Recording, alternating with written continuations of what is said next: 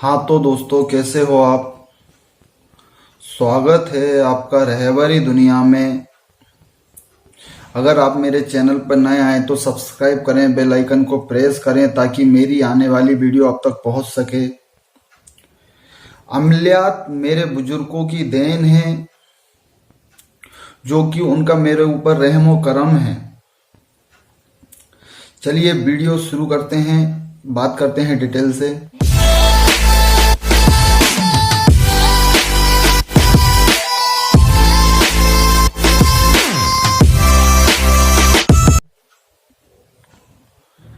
जैसे कि दोस्तों, आपको मालूम होगा कि पहले के समय में पीर होते थे, पैगंबर होते थे, रसूल होते थे, जो कि उनकी दुआ में इतना असर हुआ करता था कि अगर वो दुआ भी करते थे तो एक दिन से लेके एक महीने, एक साल, 40 साल तक उस दुआ का असर रहता था।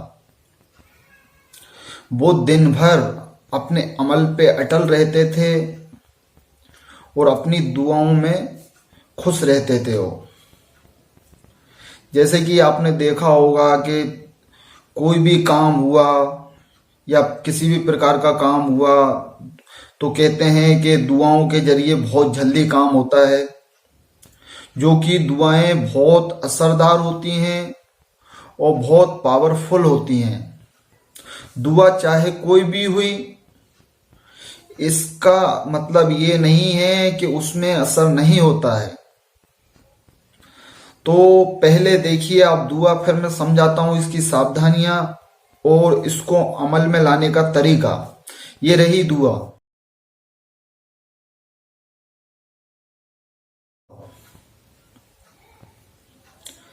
जैसे कि दोस्तों, आपने ये दुआ देखी, ये दुआ पैगंबरों की है, जो कि बहुत पावरफुल होती है। इसका कहने का मतलब ये होता है कि कभी भी ये बेअसर नहीं होती है।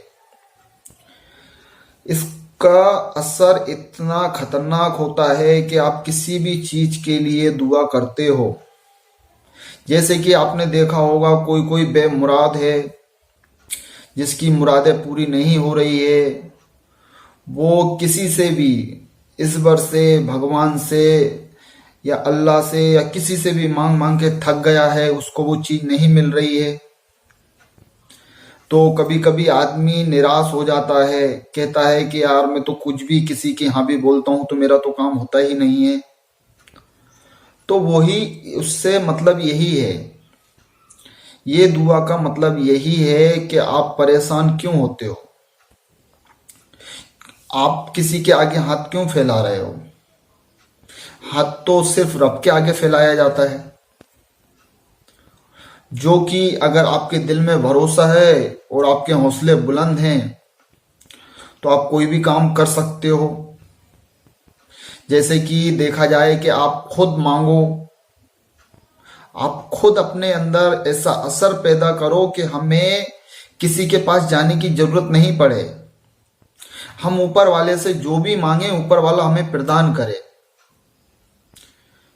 तो हम अपने आप को काबिल बनाएं, ना कि दूसरों पे भरोसा करें या दूसरों की उम्मीदों में जिए। हम क्यों ना अपने आप को ही ऐसा बनाए कि हमें किसी के पास जाना ही नहीं पड़े, हम सिर्फ रब को माने, रब से मांगे, जो भी मांगे। तो ऐसा हो सकता है। तो ये दुआ का मैं आपको तरीका समझाता हूं। ये दुआ का तात्पर्य यही है कि आप जैसे कि कोई भी नामुराद हो, एक तो इसमें किसी भी प्रकार का हिस्सा नहीं होता है, किसी भी प्रकार की डरावनी सूरतें नहीं आती हैं, ये आसान अमल है। पर 40 दिन के लिए थोड़ा दिक्कत वाला काम है। 40 दिन तक इसको अमल में करना पड़ता है, क्योंकि आप 40 दिन तक करोगे, 40 दिन तक ये बेअसर रहता है। 41वें दिन में इसमें तासीर पैदा हो जाती है इस अमल में, जो कि ये अमल से आप कोई भी काम कर सकते हो। जैसे कि आपने देखा होगा, किसी आलिम के पास गए हो या किसी फकीर के पास गए हो, तो आपसे अधिकतर पूछता है आपका नाम बताइए, आपकी माताजी का नाम बताइए। तो वो इसी प्रकार के अमलों से काम होता है जो नाम लिख के काम करते हैं। तो उसमें क्या होता है कि जो इस अमल का आलिम हो जाता है, तो वो रात में जो इसकी जाकत देगा, वो जाकत ही उसके ऊपर दम करेगा, उन नामों के ऊपर। वो जो भी आपको काम करके देगा वो काम फौरन हो जाएगा फिर उसमें। जैसे आपने देखा होगा कि नाम लिखा, फिर इसके बाद आपको कोई ताबीज दे दिए या कोई गंडे दे दिए या किसी प्रकार की चीज दे दी कि आप वहां जाके ये कर देना। तो आपने जो चीज दी थी वो एक जरिया था, पर काम इसी दुआ से होगा कि जो रात में वो जाकत देगा उस अमल की। तो दोस्तों इस दुआ को 1000 बार पढ़ना पड़ता है 40 दिन तक। इसके बाद जो है इसको अमल में लाया जाता है, अमल में आ जाता है। इसको अमल में लाने के बाद आप इसकी जाकत जो दोगे 41 बार दोगे खाली। डेली आपको 41 बार जाकत देनी है, ताकि आप कभी भी किसी का भी काम करो या कोई भी अमल करो या किसी प्रकार की भी कोई चीज मांगो तो उसमें असर पैदा रहे।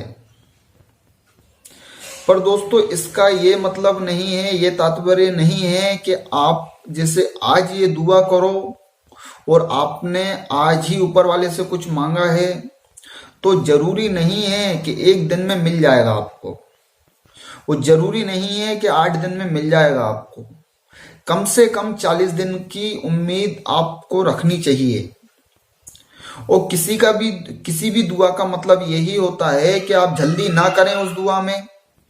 आप अगर जल्दी करोगे तो वो दुआ देर से कबूल होगी, और आप उस दुआ में जल्दी नहीं करोगे तो वो बहुत जल्दी कबूल होती है। तो काम किसी से भी करवाएं या खुद करें, काम करने के बाद हम किसी भी प्रकार की उस अमल में जल्दी ना करें। हमने करा, हम भूल गए, पर हमारा काम हो जाएगा। और हम दुआ करने के बाद किसी को बताएं भी नहीं कि हमने इसलिए दुआ करी थी, ये इसलिए हम अमल करते थे। पर हाँ दोस्तों, इसका ये है कि जैसे आप अमल में लिया होगे इस दुआ को और इसकी जाकत दिया करोगे, तो इसके बाद जब भी आप किसी का भी ताबीज बनाएं या किसी का भी काम करें या किसी भी प्रकार का काम करने की सोचें, तो इस दुआ को सिर्फ 7 बार पढ़ें आप। आपकी हरगिज ही दुआ कबूल होगी। किसी भी प्रकार का आप काम करोगे उसमें भी कामयाबी मिलेगी। आप जिस चीज के लिए भी दुआ करोगे वो दुआ कबूल होगी। और दोस्तों कभी ये नहीं सोचना चाहिए हमको कि हम तो कर करके थक गए हैं, हम तो ये भी करते हैं, हम तो ये भी करते हैं, कभी भी किसी दुआ से हमारा कोई काम नहीं हुआ है। तो ऐसा नहीं है दोस्तों। दुआओं का मतलब होता है कि कभी ना तो जल्दी होती है ना देर से होती है। अगर जल्दी हो गई वो दुआ कबूल समय से पहले, तो आपके घर में कुछ आपत्ति आ सकती है, कोई विघ्न आ सकता है। तो इस प्रकार की समस्याएं रहती हैं। तो ऊपर वाला तभी कबूल करता है उस दुआ को जब उस दुआ का उचित समय है आपके लिए, तभी वो दुआ कबूल होती है। और कभी ना लेट भी होती है तो वो इसीलिए होती है कि ये ना सोचें कि हमारी दुआ कबूल नहीं हो रही है। वो दुआ कबूल होगी। आपने जिस चीज के लिए दुआ करी है वो दुआ कबूल होगी, पर शर्त यही है कि सही समय पर ही कबूल होती है। दुआ कबूल होने के मैं 3 निशानी आपको बताता हूं कैसे होती है वो। पहली जो निशानी होती है कि आपने जिस काम के लिए वो दुआ करी है वो काम में कोई आपत्ति ना आए। दूसरी बात ये होती है कि जिस काम को आपने मांगा है तो वो काम आप सोच रहे हो कि किसी के पास ना जाए, सिर्फ वो मेरे पास ही वो काम आए। तो वो काम अगर आपके पास नहीं आया और किसी के पास भी नहीं गया तो आप उसमें भी ये अंदाजा लगा सकते हो कि मेरी दुआ कबूल हो गई है। तीसरी बात यह है कि किसी भी कारणवश हमारे ऊपर मुसीबत आने वाली थी या आ रही थी, उसमें रोक लग गई है और वो मुसीबत हमारे पास नहीं आई है, तो इसका मतलब भी यही होता है कि हमारी दुआ कबूल हो गई है। ये बहुत छोटी छोटी बातें हैं जो कि हर इंसान को, हर शख्स को समझना जरूरी है और समझना चाहिए, ताकि इससे हर शख्स, हर इंसान, इस दुनिया की हर मखलूक ऊपर वाले के करीब रह सकती है। और दुआएं सभी असरदार होती हैं, कभी भी किसी भी दुआ पे शक नहीं करना चाहिए, क्योंकि दुआएं तो नबियों की होती है, कलंदरों की होती है, फकीरों की होती है, पैगंबरों की होती है। तो ये तो उस समय के फरिश्ते हुआ करते थे या फरिश्ते थे, तो आज भी ये फरिश्ते इस दुनिया में मौजूद हैं, पर हमें किसी भी चीज में शक नहीं करना चाहिए। ये हमारी खास बात होनी चाहिए। तो आज के वीडियो में बस इतना ही। अगर वीडियो अच्छा लगे तो लाइक करना, फिर एक बार कहता हूं सब्सक्राइब करना।